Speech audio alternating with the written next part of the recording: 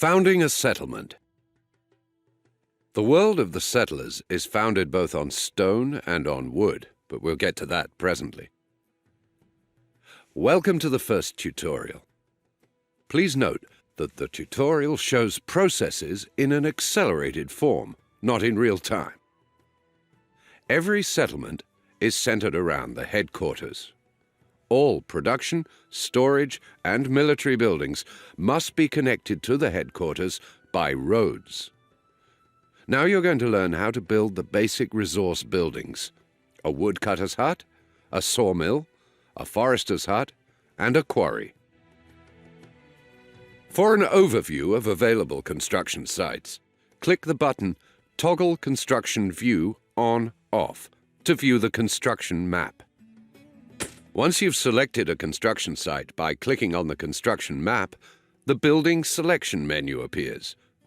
Buildings come in three sizes: small, medium, and large.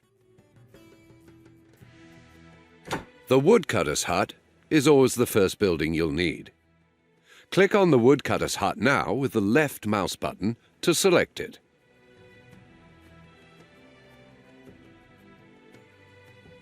Each building must be connected to the headquarters by a road in order for you to transport goods. Click on the flag in front of the woodcutter's hut. Now click the button Build Road with the left mouse button.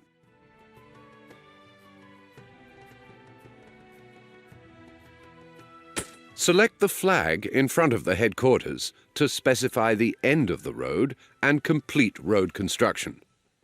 The next thing you'll need is a sawmill, so that logs can be fashioned into planks, which serve as building material for all buildings. Stone blocks are also required for most buildings. Open the Building Selection menu again to construct a sawmill. The sawmill is a medium-sized building, so you'll need to click the tab to switch from small buildings to medium buildings.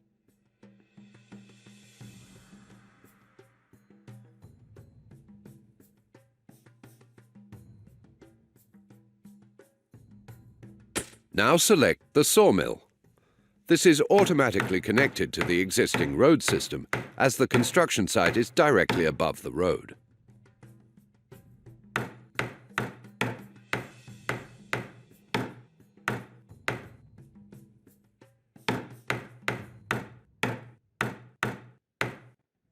To make sure that your supply of wood is replenished, you'll need a forester's hut. Click on the highlighted construction site to open the Building Selection menu. Now select the forester's hut. The forester will tend to your trees with loving care. Every forester in the settler's world has green fingers. The forester's hut must also be connected with the headquarters by building a road. To do this, select the flag in front. Now click on the button Build Road with the left mouse button. Click on the flag in front of the headquarters to specify where the road should end. Now you need a quarry to provide the necessary resources for the construction of other buildings. Select the highlight. Now select the quarry in the Building Selection menu. Connect the quarry. Now click the button Build Road with the left mouse button.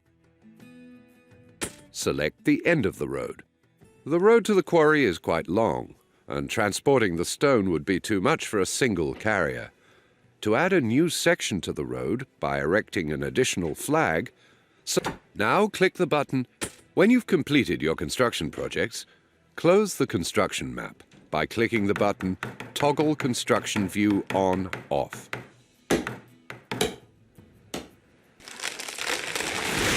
Well done! You've successfully completed the first tutorial. On to the next one.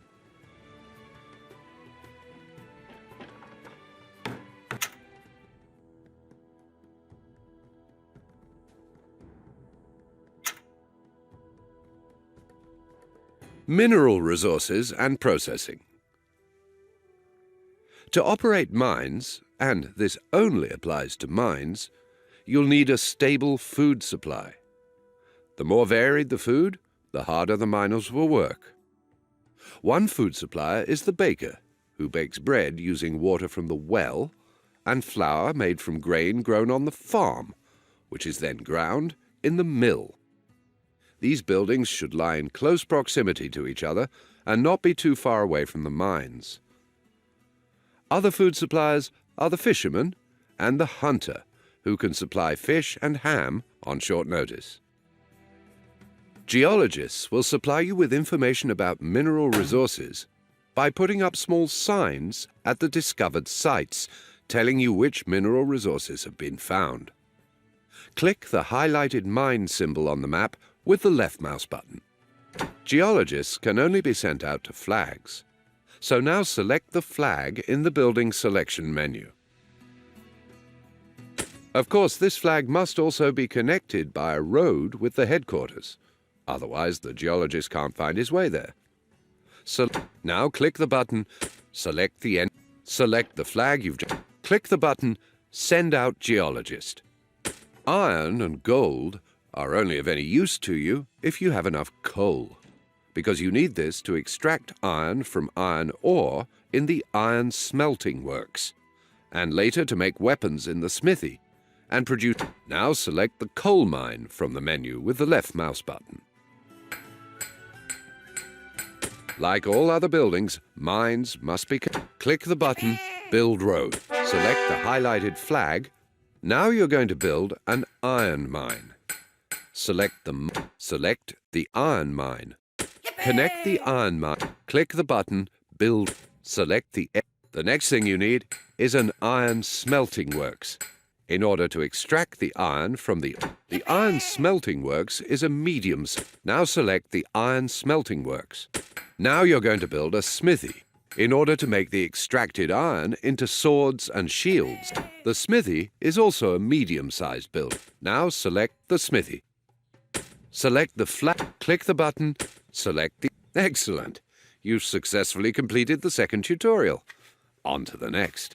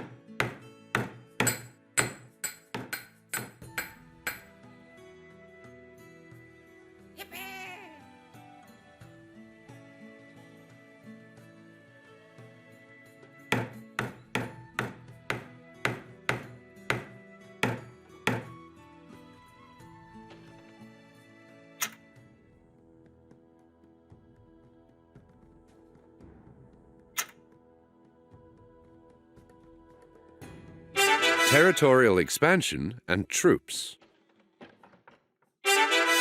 The settlers love a conventional scrap. They fight in classic hand-to-hand combat rather than letting large armies do battle with each other. Recruiting a soldier requires a sword, a shield, and a beer. For their training, in other words, to rise in rank, soldiers require gold coins. The various ranks are as follows: private, corporal, sergeant, officer, and general.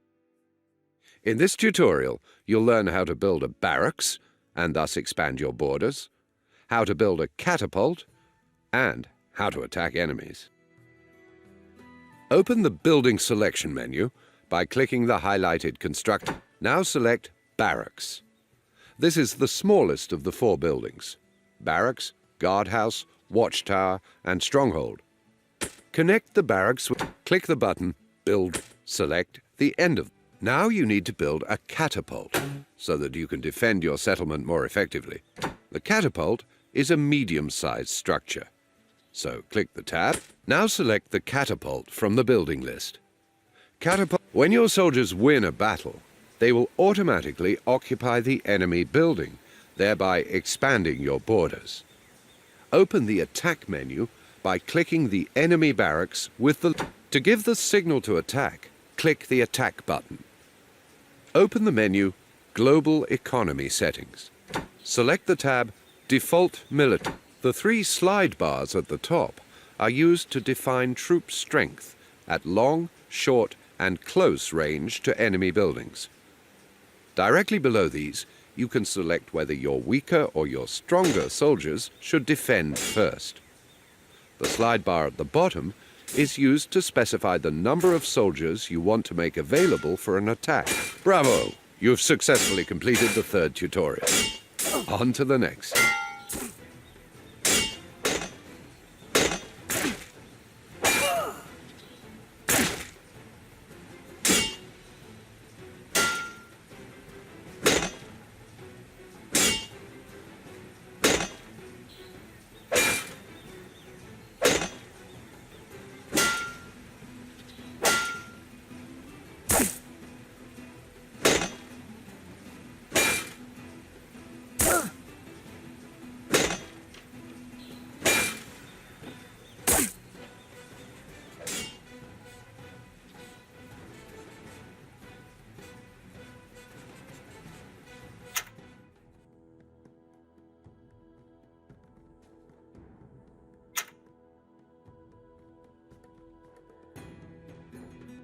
Seafaring and expeditions.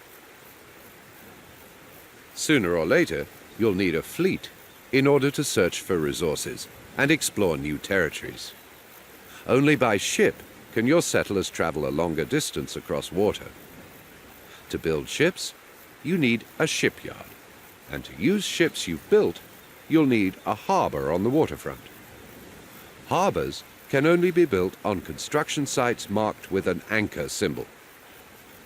This tutorial teaches you the construction of ships and accompanies you on your first expedition.